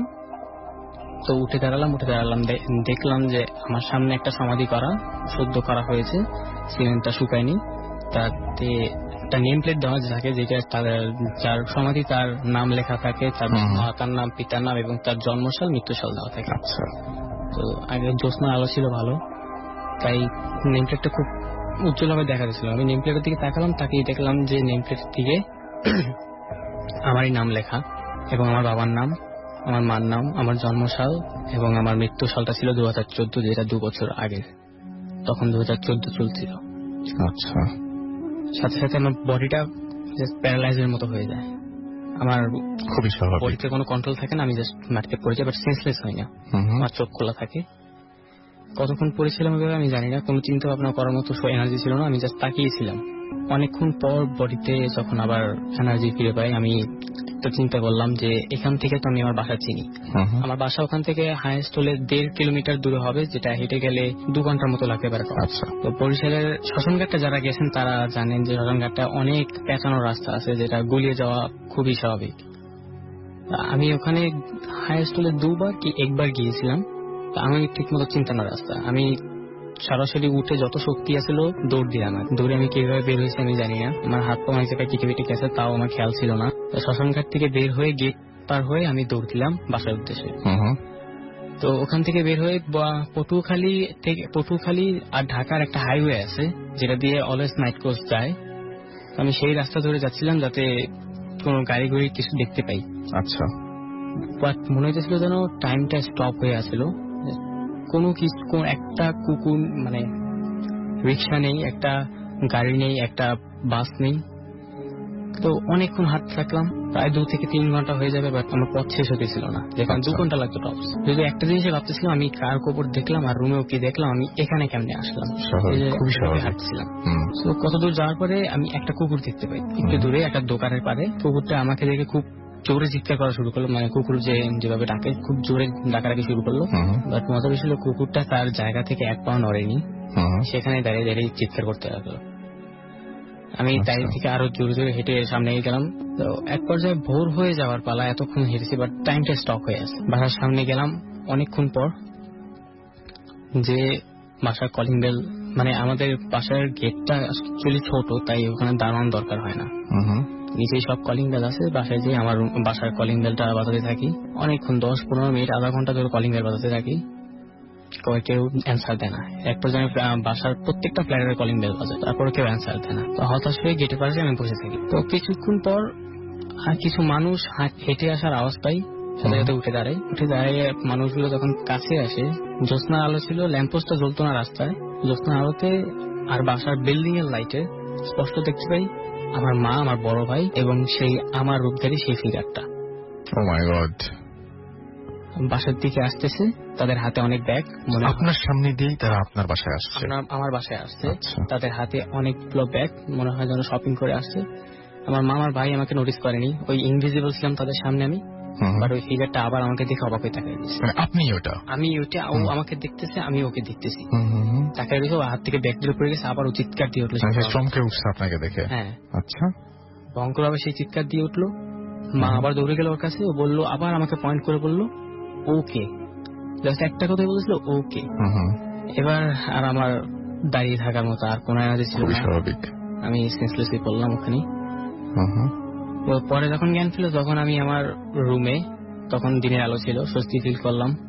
জ্ঞান ফেরার পরে পাশে মা ছিল, তখন মা কিছু জিজ্ঞেস করেনি। সুস্থ হওয়ার পরে তারপর সে জিজ্ঞেস করে যে তোর কি হয়েছিল। আচ্ছা। আমি অ্যাকচুয়ালি আগে জানতে চাইছি যে আমার কি হয়েছিল, তোমরা আমাকে কোথায় পেয়েছো। তখন সে বলল তার ভোরবেলা ওঠার একটা অভ্যাস আছে, সে 6টার সময় ঘুম থেকে উঠে যায়, উঠে আমার রুমে আসে, রুমে এসে জানলা দরজা সবগুলো খুলে দেয়। সকাল আমার পড়া থাকে যাতে আমাকে ঘুম থেকে উঠাতে পারে। তো অ্যাজ ইউজুয়াল সেদিনও আমার রুমে আসলো, এসে আমাকে রুমে পাই নাই, মনে করছে বাথরুমে, বা বাথরুমে ছিলাম না। আমার ফোনটা দেওয়া ছিল চার্জে, তাই ফোন দিয়েও পাওয়া যায়। বাসার দরজার ভিতর থেকে লাগানো ছিল, যেভাবে লাগিয়ে দেয় রাত্রেবেলা। তো এক পর্যায়ে পাশের বাসার এক আঙ্কেল যে ভোরবেলা অফিসে যায়, সেই আমাদের বিল্ডিং এ সবার আগে বের হয়। আচ্ছা। সে বাসা থেকে বের হওয়ার সময় দেখছে গেট ভিতর থেকে তালা মারা, গেটের ওপারে আমি পড়ে আছি ব্লিডিং অবস্থায়, হাত পা কেটে গেছে, ব্লিডিং অবস্থায় আমি পড়ে আছি। তো সে গেট খুলে আমাকে ভিতর নিয়ে আসে, বাসায় সবাইকে ডাকে। পরে আমার শরীরে বিভিন্ন জায়গায় ফ্র্যাকচার হয়ে যায়, কবজিতে এখনো ফ্র্যাকচার আছে। তারপর রাসেল ভাই আমি ভাবতে চাইছিলাম এটা স্বপ্ন হবে, আমি এটা মানিয়ে চাইছিলাম যে এটা স্বপ্ন হতে পারে। যদি স্বপ্ন হইতো, বাসার দরজা ভিতর থেকে লাগানো, গেটও ভিতর থেকে লাগানো, আমি কিভাবে বাইরে গেলাম? হ্যাঁ সেটাই। আর সবচেয়ে বড় কথা যে আপনার ইনজুরি গুলো ছিল না, আর আপনার লাইফে তো এর আগে কোনো ঘটনা ঘটেনি। এর আগে আমার অন্য একটা সমস্যা ছিল, এই ধরনের কোনো সমস্যা হয় নাই। এবং এই সমস্যা কি সমাধান হয়েছে এখনো? আমি অ্যাকচুয়ালি আমার মাকে আজ পর্যন্ত এই বিষয়টা টোটালি খুলে শেয়ার করিনি, আজকে সবার সাথে শেয়ার করলাম। মাকে আমি অন্যভাবে শেয়ার করেছি, সেটা আমি বলতে চাই। কেন শেয়ার করেননি মাকে, আমাকে একটু বলেন না। অ্যাকচুয়ালি আমার মা আমার অনেক বেশি কেয়ার করে, চিন্তা করবেন এই জন্য, চিন্তা করবেন এবং অনেক কেয়ার করবেন। এবং কখনো কি এরকম মনে হয়েছে যে না শেয়ার করলে অবিশ্বাস করতে পারেন, এরকম মনে হয়েছে? হ্যাঁ, প্রথম মনে হয়েছিল অবিশ্বাস করতে পারবে, বাট আমার আগেও একটা প্রবলেম ছিল, যেটা আমার মা অনেক দৌড়াদৌড়ি করে আমাকে ঠিক করাইছে। এই জন্য সেকেন্ড টাইম। এটা আপনার প্রথম প্রবলেম না? এর আগের প্রবলেমটা কি ধরনের ছিল, কি ছোট্ট করে যদি বলতেন, মানে ঘটনা বলতে হবে না, কি ধরনের প্রবলেম ছিল? আমার সাইডে কেউ একজন অলওয়েজ হাঁটতো, ডান সাইডে। এটা আপনি বুঝতে পারতাম? মাঝে মাঝে দেখতে পারতাম, বাট স্পষ্ট না। সবসময় দেখতে পেতেন না? দিনে রাতে কোনো ব্যাপার না? সবসময়। কিভাবে অনুভব করতেন? পাশে হাঁটছে কেউ এরকম নাকি? হ্যাঁ, হাঁটছে, মানে মানুষের দৃষ্টি তো 360 অ্যাঙ্গেল টোটালি ক্লিয়ারভাবে দেখতে পারে না। আমার সাইড থেকে কেউ হাঁটলে আমি তাকে বুঝতে পারবো, বা তার ফিগারটা হালকা দেখতে পাবো। কোন সাইডে বলেন তো? ডান সাইডে। আচ্ছা, ডান সাইডে হাঁটতো।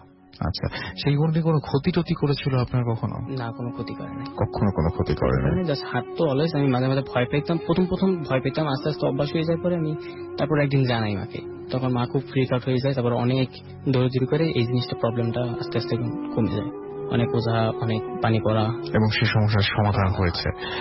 ওকে, অনেক ধন্যবাদ। এবং আপনার যে ঘটনাটা, সে ঘটনাটা অনেক বেশি স্পেশাল ছিল। এই ধরনের ঘটনা আসলে পাওয়া যায় না। এই ধরনের ঘটনা মানে নিজেকে নিজে দেখার মতন ঘটনা হয়তো আছে। অনেকে দেখেন যে নিজে লাশ হয়ে শুয়ে আছেন, সেই জিনিসটাই নিজে দেখলেন হয়তো। বা অনেকে দেখেন যে মানে খাটের পাশে তিনি আরেকজন শুয়ে আছেন।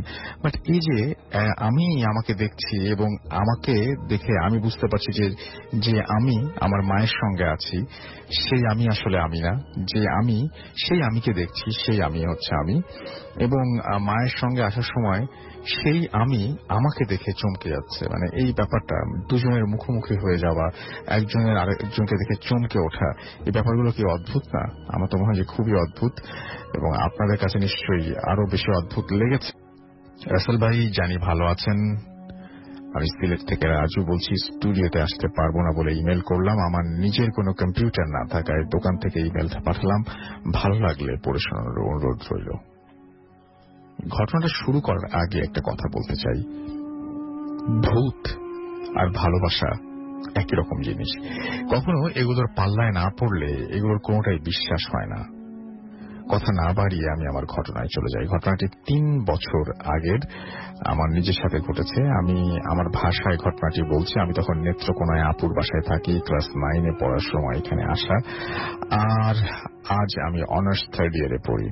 আমি এমনিতেই একটু ভীতু টাইপের, অল্প কিছুতেই ভয় পেয়ে যাই, কিন্তু লজ্জায় কোনোদিন এই ভয়টা কারো কাছে প্রকাশ করতাম না। আমি একা আলাদা রুমে থাকি, একা থাকি বলে ভয়ে সারা রাত ঠিক মতো ঘুমোতে পারতাম না। কেন জানি মনে হতো কেউ হয়তো বিছানার পাশে দাঁড়িয়ে আছে, ছায়া হয়ে আমাকে দেখছে।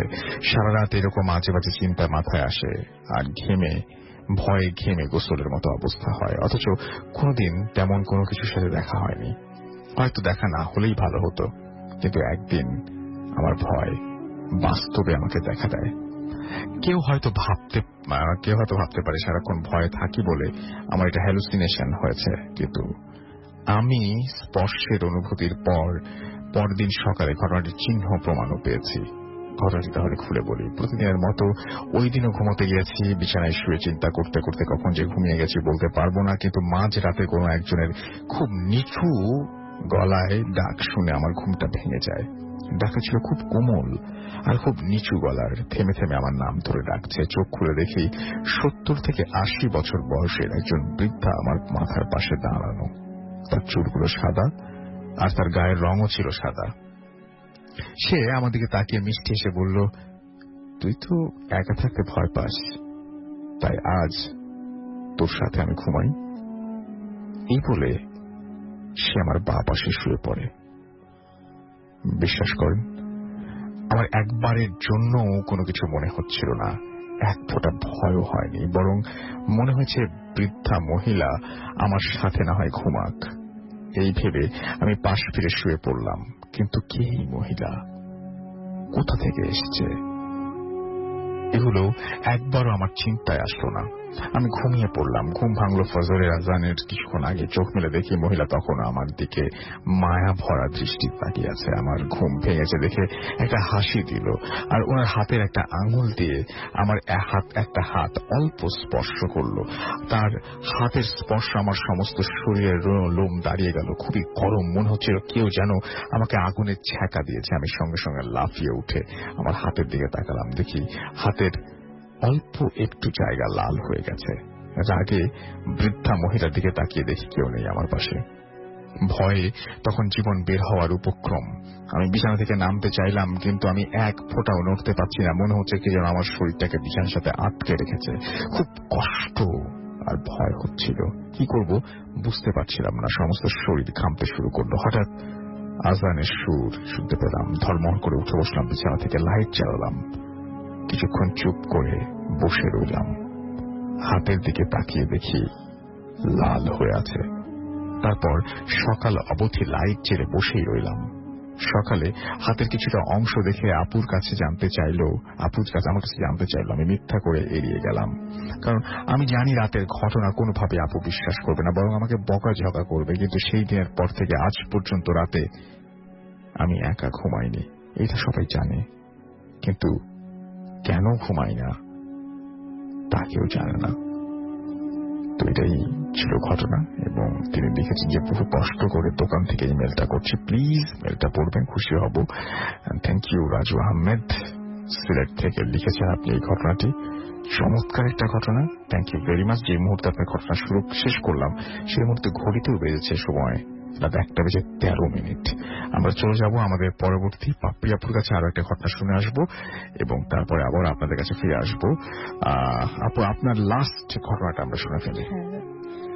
লাস্ট স্টোরিটা হচ্ছে, এটা মোহাম্মদপুরের একটা ঘটনা। আমি আপনাকে বাইরে বলেছিলাম প্লেসটা, এখন মেনশন করছি না। তো যে জায়গাটাই হয়েছে সেখানে একজন মিটার রিডার ছিলেন, ইউজুয়াল একদম খুব সাধারণ সাদামাটা একজন মানুষ। উনি সবার বাসায় মিটার রিডিং করে, এভাবে যায় আসে। তো একজন মিটার রিডারের ক্ষমতা কতটুকু হতে পারে সেটাই বলছি। উনি হঠাৎ করে বাড়ির কাজে হাত দেয়, এবং বাড়িটা কিভাবে নেয় সেটা, উনি যেখানে যায় এর মধ্যে একটা বাসা ওনার পছন্দ হয়। বাসাটার মধ্যে যিনি থাকেন, মানে যিনি ল্যান্ড ওনার, উনি একটু আপনার ইকোনমিক্যাল এন্ড সোশ্যালি একটু উইক থাকে এবং ফল করতে থাকে যে কোনো কারণে, কিন্তু উনি বাড়িটা বিক্রি করতে পারে না কোনো বিশেষ কারণে, যার কারণে ওনার সলভেন্সিও আসে না। তো সেই মিটার রিডারের চোখ পড়ে এবং তার সাথে অনেক ধরনের লোকজনের চেনা জানা ছিল। সে এক প্রকার জোর করেই এই বাড়িটা মানে নিজে নিয়ে নিতে চায় এবং নামমাত্র মূল্যে তার কাছ থেকে সেটা নিতে চায়। তো লোকটা বলে যে দেখেন, যদি আমি আপনার কাছে বিক্রি করতেই পারতাম তাহলে আমি বিক্রি করে আমার সমস্যার সমাধান করতাম, তো হচ্ছে না। তো যাই হোক, সে অনেক কিছু পরে বাড়িটা নিয়ে নেয় নিজের নামে, নিজের দখলে, এবং সেসব দিকে সে নামমাত্র মূল্যটা ধার্য নিজেই করেছিল, সেই টাকাটাও সেই লোকটাকে দেয় না। লোকটা এর মধ্যেই মারা যায়, কিন্তু সেই তার পাওনাটা অপরিশোধিত থেকে যায়। তাকে মারা যাওয়ার আগে অনেক ভাবে বলে যে আমাদের এই বাসায় তার বাপ দাদা, তারপর তাদের উত্তরসূরি যারা ছিল পূর্বপুরুষ, তারা অনেক কিছু সাধনা করতো বা এই ধরনের কোনো কিছু এক্সিস্টেন্স ছিল, যার কারণে সে চাইলেও বাড়িতে বিক্রি বা কোনো পরিবর্তন কিছু করতে পারছিল না। সে মিটার রিডার সেটা নিয়ে নেয়। তো যখন সে সেখানে কাজে হাত দেয় তখন তার বেশ কিছু প্রবলেম স্টার্ট হয় তার ফ্যামিলিতে। তাকে স্বপ্ন দেখানো হয়, টুকটাক হতেই থাকে, কিন্তু সে লোভে পড়ে যায়। কারণ একটা মিটার রিডার একটা বাড়ি কেনা এবং ঢাকা শহরে বাড়ি করা এরকম একটা প্রমিনেন্ট প্লেসে কোয়াইট টাইপ, সে মানে অন্যায়ের মধ্যে পড়ে যায় এবং লোভ তাকে পেয়ে বসে। এরপরে সে বাড়ির কাজে হাত দেয়। হাত দেওয়ার পরে ওনার সমস্যাগুলো বাড়তে থাকে। তখন উনি যে কোনো এরকমই একজন কারোর সাথে ডিসকাস করে একজন ওঝা নিয়ে আসে। উনি আসার পরে বলে যে হ্যাঁ, জায়গাটাতে প্রবলেম আছে, তাহলে এক কাজ করেন। উনি এখানেও টেকনিক খাটায়। একতলাটা মানে জাস্ট আপনার পিলার করে উপরে বিল্ডিং 3 তলা 4 তলা পর্যন্ত ফাউন্ডেশন করে, কিন্তু নিচ তলাটা উনি মানে ওপেন রেখে দেন, কোনো বাউন্ডারি দেয়াল টেয়াল কিচ্ছু দেয় না। মানে মাটিতেও উনি মানে মাটিটাও ফ্লোরটাও পাকা করে না। এটা পুরো একটা চালাকি আসলে। হ্যাঁ, এখানেও ইটস ট্রিকি কজ ওই মানে যাকে নিয়ে এসেছিল ওঝা টাইপের, সেইটাই বলেছে যেহেতু জায়গাটা পরিবর্তনের পরেই কিন্তু প্রবলেম গুলো বেড়েছে। তো যাক, উনি ওই 2-3 তলায় করে যায় এবং উনি নিজে ওঠে। তো এরপরে ওনার মনে হয় যে সবকিছু যেহেতু এখন পর্যন্ত টলারেবল, উনি কিন্তু অসুস্থ, কিন্তু লোভ ওনার কেমন ভাবে পেয়ে বসে। উনি সেই জায়গাতে একটা সময় ঘর করার চিন্তা করে এবং সেই ওঝাকে আবার ডেকে নিয়ে আসে। তো তাদের একজন উনি বলে যে এখানে অনেক জিন, অনেক ধরনের জিন সাধনা হতো, ভালো মন্দ অনেক কিছুই হতে পারে। তো সেই জিনটাকে যে কোনো একজনকে হয়তো বা বন্দি করতে পারে, এবং বলা হয় যে বন্দি করে হয়তো বোতল বা কিছু মাধ্যমে ভরে যখন পিলার গুলো যেগুলো মেইন বিম দেওয়া হয় বাড়ির, সেগুলোর এক্সট্রা 2-3টে বিম বাড়ানো হয় এবং ওই হাফ রেডি অবস্থা ওটার ভেতরে সে বোতল বা কিছুতে যেটাতে জিনটা বন্দি করা হয়, ওইটার ভেতরে দিয়ে ঢালাই করে দেওয়া হয়। এবং তখন শুধু সেই ওঝা, ওই মিটার রিডার যিনি ছিলেন আর 2-1জন ছাড়া ওখানে সবাইকে বের করে দেওয়া হয়, দেয়াল টেয়াল তুলে ফেলে। এবং উনি এটা হয়ে যাওয়ার পর সেদিনই উনি রাতে স্বপ্ন দেখে যে উনি আর বাঁচবে না। উনি যেটা করেছে সেটা পুরো একটা ফ্যামিলির উপর, মানে জিনদের ফ্যামিলি বা কিছু হয়তো সেখানে এক্সিস্ট করছিল, তাদের উপর হামলা করেছে এবং তার ফ্যামিলিকেও নির্বংশ করে দেওয়া হবে। এবং এই কথাটা উনি মারা যাওয়ার আগে সেই মিটার রিডার বলে যায় যে এই ঘটনাগুলো আমি করেছি, এখন তার ফিরে আসার কোনো উপায় নেই। সে যেহেতু ক্ষতি করে ফেলেছে অলমোস্ট, আর তার লোভের কাছে সে এতটাই বশীভূত হয়ে গিয়েছিল, খুব র্যাপিডলি 11 দিন বা 15 দিনের মাথায় সেই ভদ্রলোক মারা যায়। এত মানে দ্রুত, খুব দ্রুত, এবং রক্তবমি তার হচ্ছিল, যে রোগ ধরা পড়েছিল কিনা আমরা অত কিছু জানি না, মানে খুব র্যাপিডলি সে মারা যায়। এবং ওই বছরই তার মেয়ে পরীক্ষা দিয়েছিল ম্যাট্রিক। উনি ফার্স্ট ডিভিশনে আপনার তখন লেটার স্ট্যান্ড করা, মানে খুব ভালো ট্যালেন্টেড স্টুডেন্ট ছিল। সেই মানুষই 2-3 মাসের মাথায় পাগল হয়ে যায়, রাস্তায় রাস্তায় ঘুরছে, একটা মাত্র মেয়ে। এরপর ওনার 2 ছেলে, ছোট ছেলেটা তখন নাকি একদমই ছোট। ওই 2 ছেলে হচ্ছে আপনার একটু অ্যাবনর্মাল হতে হতে আচরণ পুরো চেঞ্জ হয়ে যায়, ছাদে গিয়ে বসে থাকে, উল্টো টাইমে উল্টো সময় নামাজ পড়ে, দুটো ছেলেই চেঞ্জ, মানে পাগল যেটাকে বলা যায়, ওনার এবং ওয়াইফটাও মানে মেন্টালি ডিসঅর্ডার চলে আসে সবার মধ্যে। আচ্ছা, এবং স্টিল এই যে মেয়েটার ঘটনাটা বললাম, ওদের বাসায় এখনো যারা ভাড়া নেয় নিচতলাটায়, তারা বিভিন্ন রকমের প্রবলেম ফেস করে, এবং এক নামে সবাই জানে, যার কথা আমি বলছি হয়তো বা যদি মোহাম্মদপুরে ওই কেউ area থেকে- অধিবাসী ওই জায়গা থেকে কাটাসুরে, থাকেন, আমি তারা সবাই- আর মেনশন করে বলছি না, কাটাসুরের একটা বাসা এটা। হুম। তো ওই ওনার মেয়েটা এখনো রাস্তায় রাস্তায় ঘুরে, ঠিক আছে। নাও শি ইজ 35 or 67 হবে, বাট একটা পুরো ফ্যামিলি। এবং তিনি হঠাৎ করেই এরকম হ্যাঁ, মানে যে বছর- নর্মাল হয়ে যান খুবই আকস্মিক ভাবে। যে বছর উনি ম্যাট্রিক পরীক্ষা দিয়েছেন, ফার্স্ট ডিভিশন, উনি স্ট্যান্ড করা স্টুডেন্ট, মানে ভালো, বেশ ভালো স্টুডেন্ট, কি করে এইভাবে পাগল হয়ে যায়? সেটাই। হ্যাঁ, এটাই মেসেজটা এখানেই আছে, যে আমরা অনেক সময় ভাবি যে আমাদের কৃতকর্মের ফল হয়তো আমাদের পরের জীবনে পাবো বা কি, অনেক সময় সেটা এই জীবনে আমাদেরকে আমাদের উপরওয়ালা বা সৃষ্টিকর্তা দেখিয়ে দেন, এবং যেটা ঠিক না, অন্যায় করে বা মানুষের কাউকে প্রেশার করে কিছু করাটা হয়তো ঠিক না, এবং তার পুরো লাইফ দিয়ে সেটা সাফার করে যেতে হয়। এই ছিল ঘটনা। অনেক ধন্যবাদ আপনাকে আপনার ঘটনার জন্য, বাপরে আপু, আজকে আপনার ঘটনা অনেক ভালো লাগলো। আমি সুহান আহমেদ, নিকুঞ্জ 2 থেকে এসেছি। জি। তো আমি আমার ঘটনাতে সরাসরি চলে যাচ্ছি। তো আমি যে ঘটনাটি শেয়ার করতে যাচ্ছি সেটি মূলত একটি স্থানকে কেন্দ্র করে। জায়গাটি হচ্ছে ময়মনসিংহ সদর উপজেলার ব্রিজমোড় বাস স্ট্যান্ড থেকে শম্ভুগঞ্জ যাওয়ার পথে হাইওয়ের পাশে একটি জায়গা। জায়গাটিতে পাশাপাশি 3টি কৃষ্ণচূড়া গাছ রয়েছে। ওই গাছে ঘেরা জায়গাটাতেই মূলত ঘটনাগুলো ঘটে আসছে। তো এখানে পরপর কিছু ঘটনা ঘটছে। তো আমি প্রথম ঘটনাটা বলতেছি। তো প্রথম ঘটনাটা ঘটে আমার আব্বার বড় কাকার সাথে। তো একদিন রাতে উনার মুড়ি খাওয়ার ইচ্ছে হয়। তো বাসায় মুড়ি না থাকায় উনি দোকানে যায় মুড়ি আনতে। তো দোকানে যেতে হলে ওই জায়গাটা পার হয়ে তারপর দোকানে যেতে হবে। মানে দোকানটা হচ্ছে রাস্তার অন্য পাশে, আর আমাদের বাসাটা রাস্তার অন্য পাশে। তো উনি মুড়ি নিয়ে আসার সময় যখন কৃষ্ণচূড়া গাছগুলো ক্রস করবে, তখন রাস্তার মধ্যে কিছু একটা পড়ে থাকতে দেখে। তো এটা দেখার পর উনি একটু সামনে আগায় যায় দেখে যে একটা কিছু সাদা কাপড়ে মোড়ানো, লাশ টাশ হবে এরকম কিছু একটা। তো এটা দেখার পর উনি এটা ক্রস করে যাওয়ার সাহস পায় না। উনি ব্যাক করে আমাদের বাসায় যাওয়ার অন্য একটা বিকল্প পথ আছে, ওই পথ দিয়ে বাসায় যায়। তো বাসায় যাওয়ার পর তাদের ভিতরে ঢোকার পর দাদুকে বলে যে পানি দেওয়ার জন্য। তো দাদু পানি নিয়ে আসতে আসতে তার আগেই বাসার সদর দরজায় 2-4টা শব্দ হয়। তো দাদু পানি নিয়ে আসার পর শব্দ শুনতে পারে। দাদু জিজ্ঞেস করে দাদাকে যে কেউ নকটক করছে নাকি। তো দাদা বলে হ্যাঁ শব্দ হয়েছে। তো দরজা খুলছে, দরজা খোলার পর দেখে কেউ নাই। তারপর দাদা পানি খায়, পানি খাওয়ার পর দাদা একটু ঘামতে থাকে, একটু ভয় পায় বেশি। তো দাদু জিজ্ঞেস করে কি হয়েছে। তারপর দাদা বলে যে আমি মুড়ি নিয়ে আসার সময় রাস্তার মধ্যে এটা দেখছি, তো তারপর ওই দিকে ঘুরে আসছি। তো আমার মনে হয়েছে পিছন থেকে আমার পিছন কেউ আসতেছে, আর বাসায় এসে দরজা শব্দ হইলো। তো দাদু বলতেছে তো মুড়িগুলো ভিতরে নিয়ে আসা ঠিক হয়নি। তো তখন দাদু আর দাদা টর্চ নিয়ে ওই গাছগুলোর এখানে মুড়িগুলা প্যাকেটে থাকার অবস্থায় রেখে আসে। তো ভিতরে আসার পর 2-3 ঘন্টা পরেই দাদার জ্বর আসে অনেক। জ্বর আসার পর দাদা মানে অসুস্থ হয়ে যায়। আর সকালে আমাদের বাসা থেকে আমরা যখন ওইখানে যাই দেখি যে ওইখানে কিছু নাই, মানে মুড়ি প্যাকেটটা পড়ে আছে, ভিতরে মুড়ি নাই। তো এটা দেখার পর আমরা অবাক হই। তো আর দাদার জ্বর 2-3 দিন থাকে, দাদা মানে একটু মোটামুটি অসুস্থ হয়। তো এটা গেল। এই ঘটনা ঘটার আরো 4-5 মাস পর ওই স্থানে আরো একটি ঘটনা ঘটে। এবার এই ঘটনার শিকার হয় এক ট্রাক ড্রাইভার। তো এক ট্রাক ড্রাইভার রাত 2-3টা হবে ব্রিজ থেকে শম্ভুগঞ্জের দিকে যে রাস্তা আছে, মানে হাইওয়ে বরাবর যাচ্ছিল। তো ব্রিজ থেকে সব পুরো রাস্তাটা ভালোই আসছে মোটামুটি। তো যখন গাছগুলোর এখানে আসছে, আসার পর রাস্তার মধ্যে একটা কিছু পড়ে থাকতে দেখে সাদা।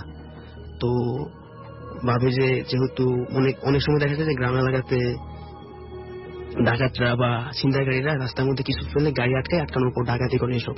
তো এটা ভেবে ভাবছে যে পাশ কাটায় চলে যায়। তো পাশ কাটায় যাওয়ার সময় অন্যদিকে যখন পাশ কাটাতেছে, তখন ওইটা সইরা আবার সামনে চলে যায়। তো এটা দেখার পর ড্রাইভার একটু চিন্তিত হওয়ার পর আবার গাড়িটা চাইছে যে আবার টার্ন করে অন্যদিকে ঘুরে আমি এখান থেকে কাটায় যাই। তো ওইটা আবার সরে সামনে আসার পর ড্রাইভার একটু বেশি ভয় পাওয়ার পর ওইখানে ট্রাকটা থামানো অবস্থায় রাখা দৌড়ে, যেহেতু আমাদের বাসাটা হাইওয়ের পাশে, তো আমাদের বাসার দিকে আসার পর চিৎকার করে আমাদের উঠানে পড়ে থাকে। তো আমাদের বাসা থেকে কয়েকজন বের হয়, বের হয়ে দেখি উনি উঠানে আছে। তো এটা দেখার পর তাকে জেনারেলি নিয়ে যাওয়ার পর পানি টানি দেওয়ার 15-20 মিনিটের পর তার সেন্স আসার পর বলতেছে যে আমি ড্রাইভ করে যাচ্ছিলাম এদিকে, তো রাস্তার মধ্যে পড়েছিল এরকম।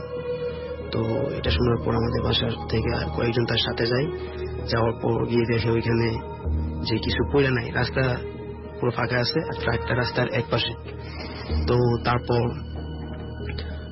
উনি ওই দিন রাতে সামনে একটা পেট্রোল পাম্প আছে, ওইখানে ট্রাকটা নিয়ে রাখার পর উনি রাইতে ওইখানে থাকার পর দিন উনি চলে যায়।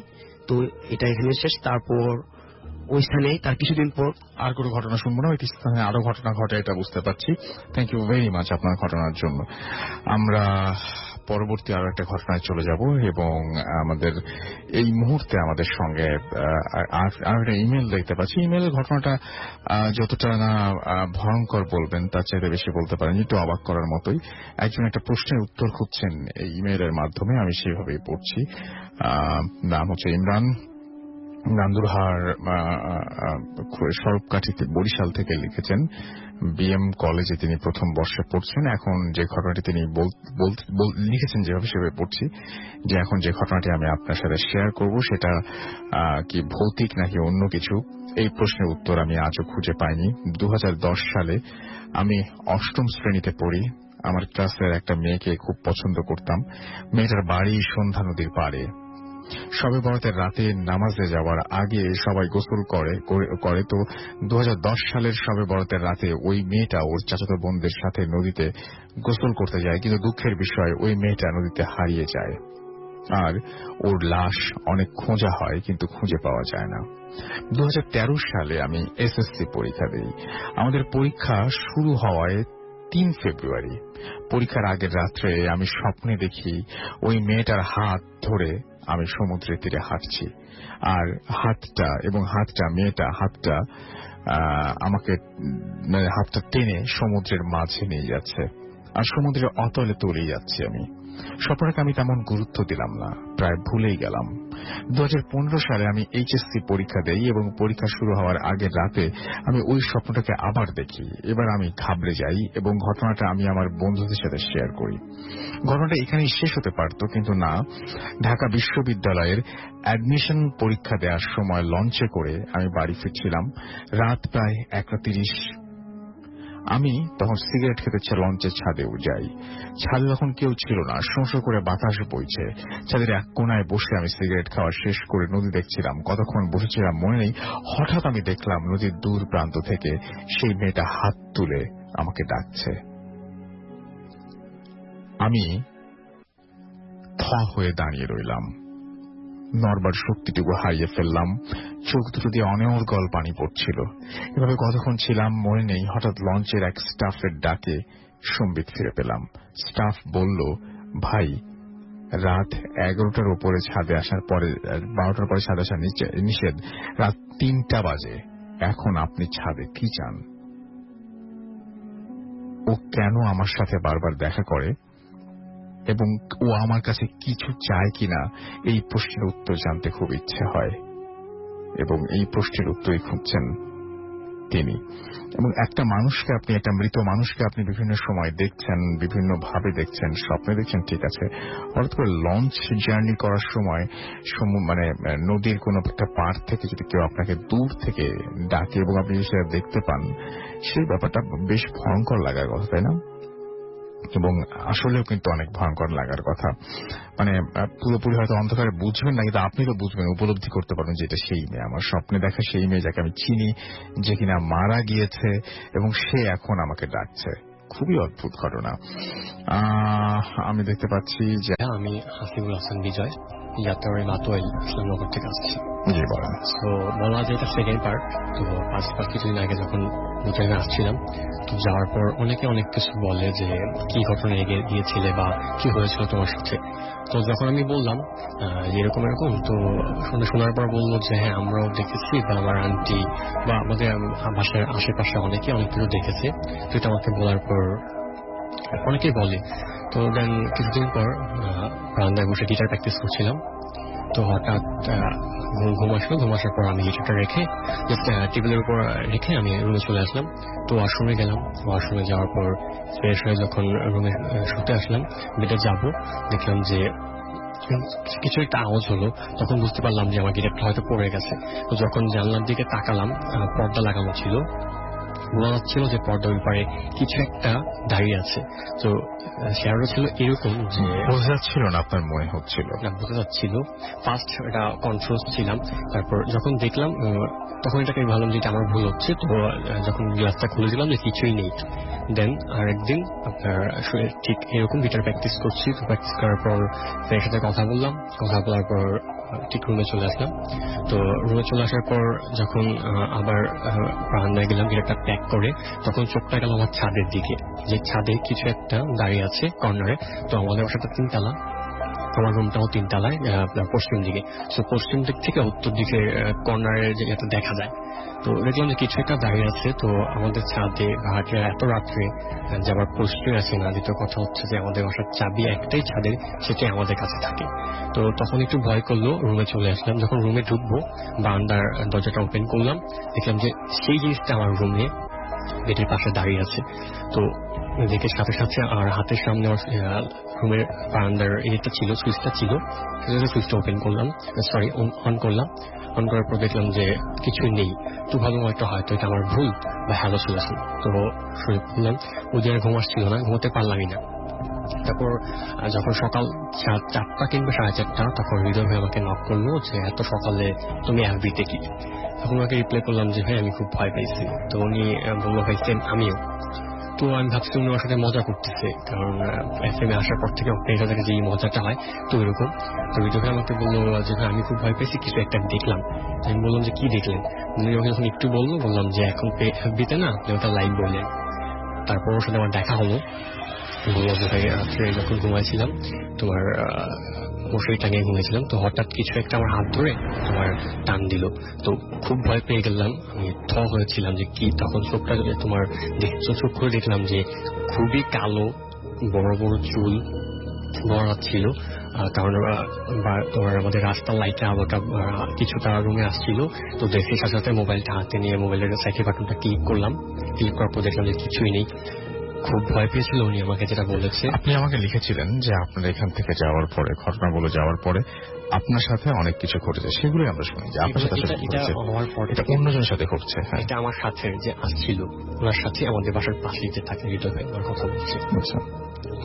তো উনি এটা বলার পর যে বললো যে আমি যখন তোমার লাইটটা অন করবো বেড থেকে নেমে, আমার মনে হচ্ছিল যে আমি এখন যদি বেড থেকে নামি কিছু একটা আমাকে খাটের নিচে নিয়ে যাবে। তো এই ভয়ে আর লাইটটা অন করলাম না। সারা রাত আমি আর ঘুমাতে পাইনি। সকালে তোমাকে আমি নক করলাম। ঠিক তখনই একটা ভাই আসছিল, অনেক সিনিয়র আমাদের। তো উনি আমাকে এসে বললো ভাই আপনার সাথে তোমার সাথে মজাটা করেছি, কিছু মনে করো না। তো কি ভাই কি হয়েছে? তুমি বললো যে কালকে রাত্রে ভাই কিছু একটা দেখলাম, খুব ভয় পেয়েছি। তখন ইন্টারেস্টিং ভাবে ওকে জিজ্ঞেস করলাম যে কি দেখেছেন ভাইয়া?